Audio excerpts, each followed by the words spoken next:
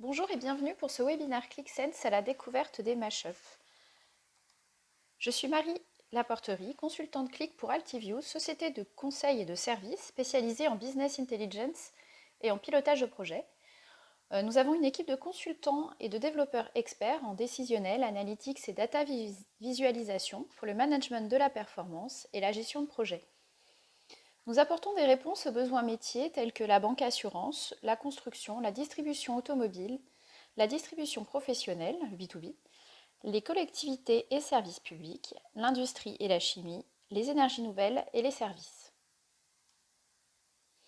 Alors pour ce webinaire sur les mashups, on voulait commencer par définir ce que sont les mashups et comment ils fonctionnent, avant de faire une démonstration sur comment est-ce qu'on peut réaliser soi-même un mashup assez simplement. Alors un mashup, qu'est-ce que c'est? Un mashup, c'est l'intégration d'objets ClickSense dans une page web, un site web ou une web app. Ça va nécessiter une authentification et une licence ClickSense. Et la réduction de données se fera avec l'authentification comme dans ClickSense, en fonction de ce que vous avez pu paramétrer pour chacun de vos utilisateurs.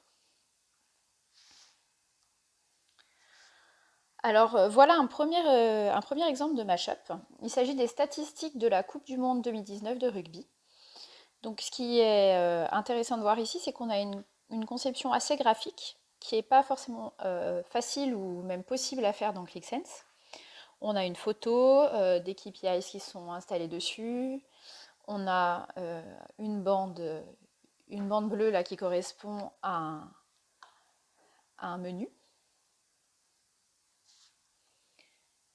Ce deuxième exemple, ça va être la gestion marketing d'une société. Donc là, ce qui est intéressant de voir, c'est qu'on peut insérer des données qui viennent de différentes applications ClickSense dans un mashup.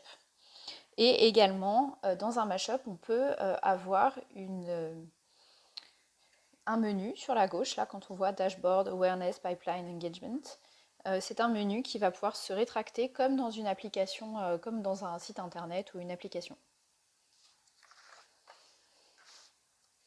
Donc, au travers des exemples qu'on a pu voir, on peut définir différents bénéfices au mashup, que sont la flexibilité dans le design et de l'interface. En tout cas, on a plus de flexibilité qu'avec ClickSense.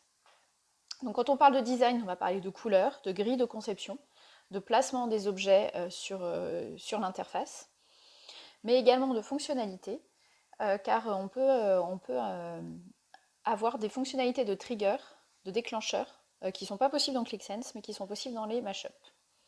On va pouvoir insérer ClickSense dans un site existant.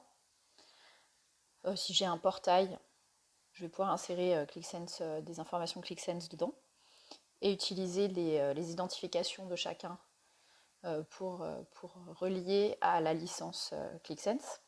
Et on va pouvoir afficher dans une seule interface des objets issus de différentes applications ClickSense.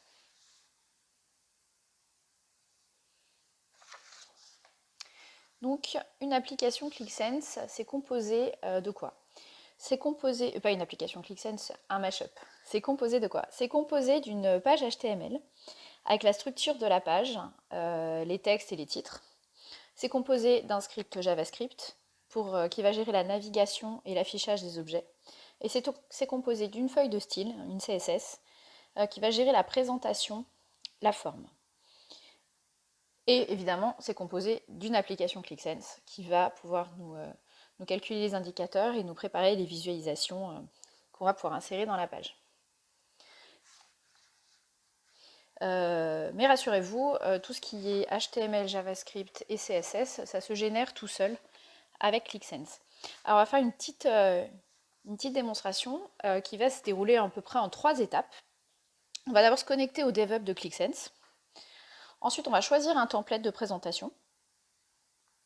Et enfin, on va faire des glisser-déposer de chaque visualisation sur le template à l'endroit où est-ce qu'on veut les insérer. Pardon. Donc, je vais passer dans ClickSense pour vous montrer comment ça se passe. Donc dans ClickSense, pour accéder au DevHub, il faut cliquer sur les 3 petits points qui sont en haut à droite et sur DevHub. Le DevHub s'ouvre dans un navigateur. Pour créer un mashup, je vais dans Mashup et Create New Mashup. Je vais lui donner un nom.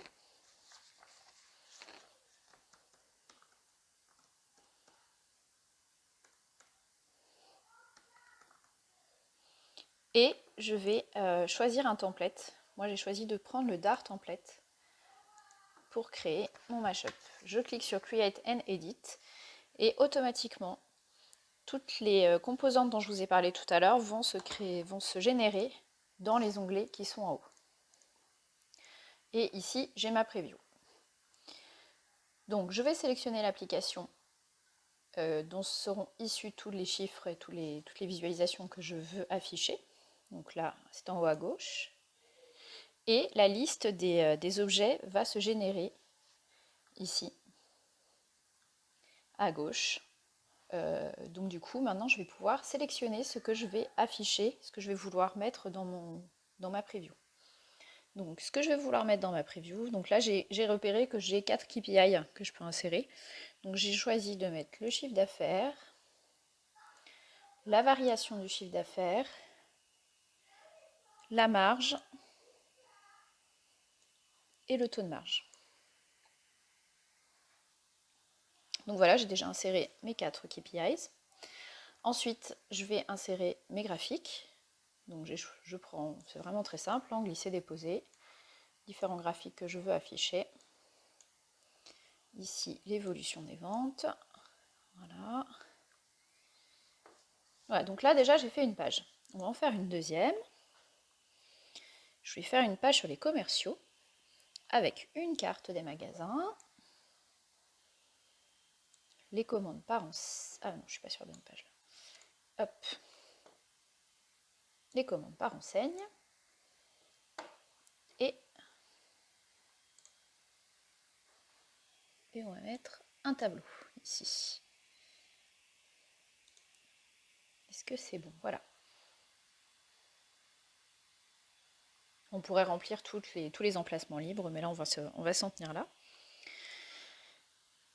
Ce qu'on peut faire aussi dans ce template-là, c'est ajouter des filtres. Donc moi j'ai des panels de filtres qui sont prêts ici. Donc je vais les afficher. Donc voilà, on a créé un mashup. Si je veux changer le menu là, les noms du menu, parce que ça ne correspond pas à ce que j'ai mis dans ce mashup, je vais aller dans la page HTML, je vais repérer, voilà, hop, dashboard. Moi je vais écrire en français tableau de bord. Et ici analysis, je vais remplacer par commerciaux.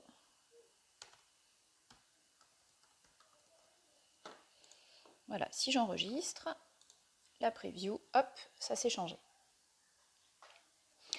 Ensuite, deuxième point, je vous ai dit tout à l'heure qu'avec les CSS, on pouvait changer les couleurs. Vous dites, bah oui, bah le bleu, c'est pas ma couleur de ma charte graphique. Moi, je veux une autre couleur. Donc déjà, on va aller récupérer une couleur. Hop, donc moi, je prends cette couleur-là, ce jaune. Et ici, dans Paper Tool Background, je vais pouvoir aller changer la couleur. Donc ça, c'est juste un exemple de ce que vous pouvez faire. Évidemment, c'est valable pour la plupart des éléments qui sont visibles sur cette page. On va pouvoir aller changer la couleur. Il faut juste trouver exactement où est-ce que ça se situe dans le script, enfin dans les petits onglets qui sont au-dessus. Donc voilà, donc on a réalisé un premier mashup. Ce qu'on va faire maintenant, c'est qu'on va aller le voir en plein écran, voir à quoi il va ressembler en plein écran.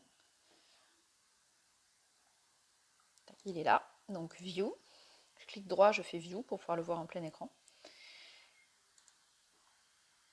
Et donc voilà, on voit notre mashup qui est là. Donc on va pouvoir retrouver dans ce mashup les mêmes fonctionnalités de tri et de recherche qu'on trouve dans ClickSense. Donc on va pouvoir faire une recherche textuelle ici. Là par exemple je cherche l'enseigne Leroy Merlin et ça va me filtrer les données par rapport à Leroy Merlin. Je vais pouvoir aussi filtrer dans les graphiques. Ici si je veux garder uniquement les 6 premiers mois, je vais pouvoir le faire. Hop, voilà. J'ai pu choisir les 6 premiers mois. Et comme je vous disais tout à l'heure, on a aussi les filtres qui sont tout en haut à droite que je vais pouvoir activer si je veux sélectionner par exemple les adhésifs. Voilà, donc là je vais pouvoir voir les ventes des 6 premiers mois des adhésifs chez Leroy Merlin.